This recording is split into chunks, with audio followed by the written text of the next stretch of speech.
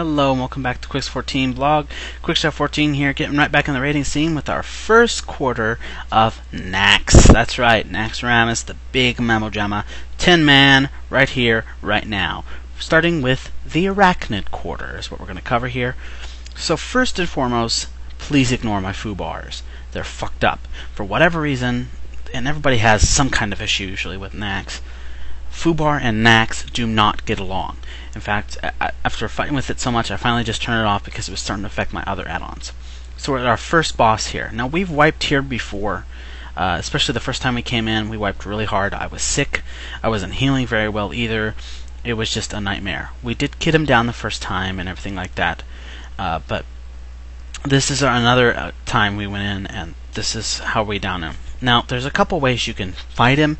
You can kite him across the room in a certain way in order to do the ads, or you can go ahead and keep him in place and go ahead and have an off-tank deal with the ads. Now, he does a locust swarm every so often, and all melees except the tank should get the hell out of dodge. So Deadly Boss Mobs, Big Wigs, of course I'm using Big Wigs, comes in handy here big time to let you know when that is.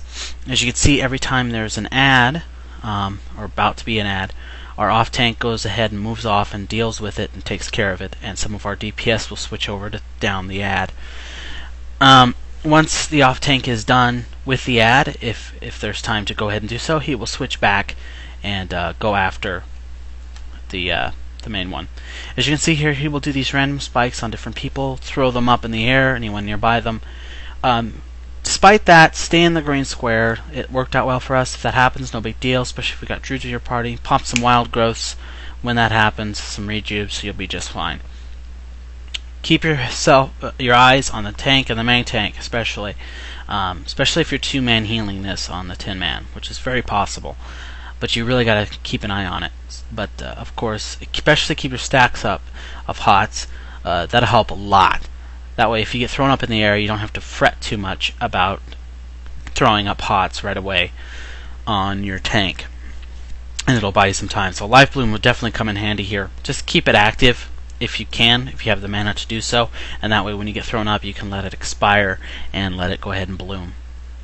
So, as you can see here, we about got him down. Not too horribly a bad fight. It's a nice first boss to go into, and especially if there's your first introduction to Nax, he can be a definite wide open wakener. But as you can see, we got him, and we got him good. No wipes, no deaths in this one. We came in and one-shotted him basically, so that was really nice. Some really decent loot as well, of course, as most Nax loot is, for getting ready to go into there. As you'll see here, the first piece of loot that came up was this wonderful little piece here. Nice strength ring, very, very sweet for tanks. As you can see, strength and stamina. Definitely a tank ring. The second piece was this boots of mail. Definitely probably a paladin boots mostly than anything, so holy, probably. Retribution is another likeliness. Shaman would definitely be a contender for that as well. Second boss is the Spider Bitch. We call her the Spider Bitch for a real good reason. She's a bitch. She has an enrage that she does off and on, and you have a few options for this fight. In this particular option, we're burning her down. If you do this in a certain amount of time and don't do anything to stop her enrage, you will get an achievement for it, as you'll see here. To do this is not simple. You're going to need really good DPS, you're really going to have to focus on it, and you're going to need probably at least 3 healers to do this very effectively. She also does a poison, so having some druids on this will definitely help so you can get rid of that poison, because it hurts. And also she'll do some fireballs. If you see some fireballs or a little firestorm, meteor storm, or whatever, if you see that falling on you, move. As you can see here, we threw all our firepower on her, and we got her, and got it done, which was very sweet. We didn't get the achievement here, but we did get an achievement another time when we burned her down. It has to be done in a certain amount of time with no enraged things from killing down the first boss, so it's very important. She has some really nice loot as well. As you can see here, first up, some gauntlets, mail. These are definitely definitely up for grabs as hunter gauntlets because of their agility, stamina, and intellect, and their socket. These also could be tank gauntlets or DPS gauntlets for paladins, and definitely shamans probably as well because of the agility. But still, the stamina and intellect, and of course has a nice socket, so it's very nice. But definitely, mostly a hunter item that would probably be wanted. That's what I'd go for. So, the second piece she had on her was this wonderful little piece coming up here in just a moment. I'm showing it one more time for you guys. I am cutting a little bit here and there. I didn't cut this one too much because I wanted to make sure I showed it to you for these pieces and items. There's no wipes in this video set, even though we have wiped on these bosses before. Next is the boots of the follower. Very nice leather boots. These are definitely healer boots, druid boots. They also, you know, because of their stamina, intellect, and spirit. If it wasn't for my everlasting boots or evergrowth boots or whatever the heck it is, I probably would have took those. And we were so happy to finally get her down because we tried so hard for so long that it felt really, really good, and it felt like a big achievement. And so we had a little dance party and took a nice screenshot of this. Unfortunately, I lost that screenshot when my lost my my USB drive crashed. Yeah, it can happen. But really, really awesome day. We finally got her down. It was our second boss ever in Nax. This was still our first week. This was like our second time in Nax ever, and it was awesome. So moving right along, going on to the last boss. They had downed her quite a few times before. This was my first time in here, and we did one-shot her. This was awesome. We have 3 healers here, as you can probably see.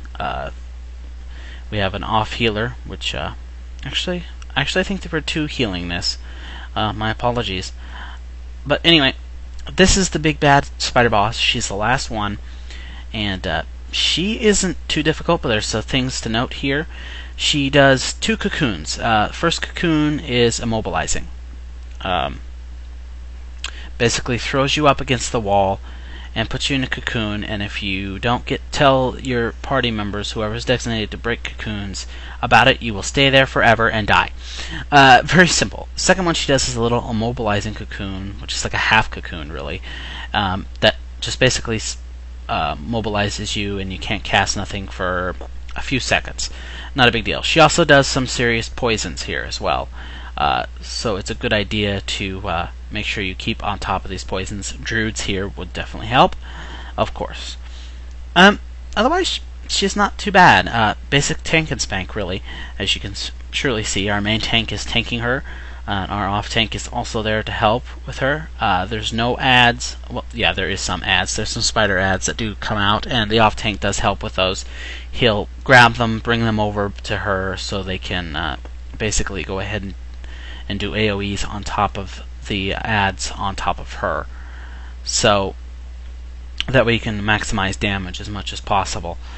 Basically what you need to do in order for coordination is make sure hunters are usually best to take care of the people who get webbed on the wall, and when that happens, as you can probably see on the minimap, when that happens you just basically need to ping the map to show them where you're at exactly, so they can come over, find you, and unwrap you. If you do not do that, you will die. It's very simple. You know, you're going to stay wrapped forever and you will die. So make sure you do that, especially if you're a healer and that happens to you. So just designate a couple people for web wraps. You're definitely going to need at least 2 people, because there's always a possibility that one of your web wrappers, if you only have one, gets wrapped. So make sure you do that. Healers won't have a big deal when that happens. Basically, when they get wrapped like that, they will go out of range. So you can also let people know that, hey, so and so is wrapped. If they don't ping the map, and that'll let your web wrappers know they gotta go look for it. And she is done. As you can see here, this is getting serious. So I hit a pop of tranquility right at the end there, just to keep us alive. Because we did lose the tank near the end there, but we burned her down. I believe we lost the tank near the end there. But we did burn her down and finished her off. So, quick reses and quick loot as we go to the end of this video for Nax Arachind Quarter. That's pretty much it. Those are the main bosses. Obviously, there's plenty of ads along the way. Trash, lots of trash, of course, to deal with as well. But these are the main ones. She dropped a nice mace, but it's mostly an agility mace, so definitely a DPS mace. So those are nice. And the second thing she dropped was a dagger. Go figure. Or no, that was somebody else's dagger. I forget. No, the second thing she dropped was a shield, which was awesome. It made Trax, our healer / tank, very, very happy, because he could still use that. So that's it for now. Coming up, more Nax. Please rate, comment, subscribe.